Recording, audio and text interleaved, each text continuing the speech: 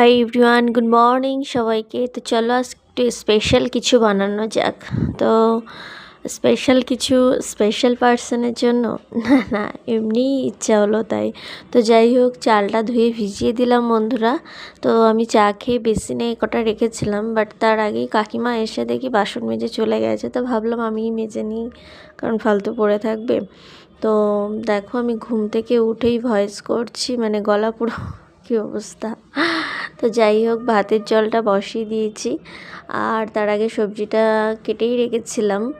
তো আশা করি তোমরা সবজির কাটিং থেকে বুঝতে পারছো যে কি বানাবো। আর এই যে মানে কি বলবো, পাঁপড় ভাজাটা আমার দারুণ লাগে। এই পাঁপড় ভাজাটা আমি সবসময় ডাল দিয়ে বা সন্ধ্যাবেলাও আমার খেতে খুব টেস্টি লাগে। আর কিশমিশগুলো দেখো এরকম ফুলে উঠেছে আঙুরের মতো। তো যাই হোক, চলো একটু লাল লাল ঝাল ঝাল চিকেন হবে, ফ্রায়েড রাইস হবে, আর হচ্ছে ডাল আছে, আর ডালের পাতে হচ্ছে ব্যাট পাঁপড় ভাজা।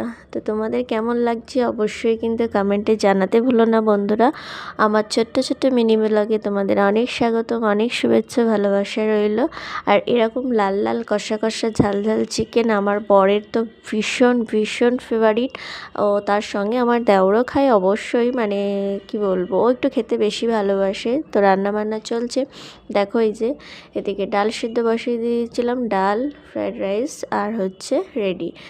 তো চলো খেয়ে দেখি কেমন হয়েছে। নিজের হাতের রান্না না ভালো লাগে না খেতে এক এক সময়, তবু করতে হয় সবার জন্য। তো কি করব বলো। তা দুপুরবেলা তো খেয়ে নিলাম, তারপর দেখো রাত্রে আমার রুটি করেছি, আর সেই চিকেনটা ছিল, আর একটু ওই ভাজা করেছি। আবার বিট আলু দিয়ে ডালটা আর খাবো না, ভালো লাগছে না, মানে কি বলবো, সবসময় একঘেয়েমি হয়ে যায়। তো দুপুরে রাত্রে আর ইচ্ছে করে না। তো যাই হোক, নাইটে কিন্তু ডিনারটাও আমার খুব সুন্দর হয়েছিল। তো সবাই ভালো থেকো, পজিটিভ থেকো। আজকের মতো ব্লগটা এই পর্যন্তই, টাটা।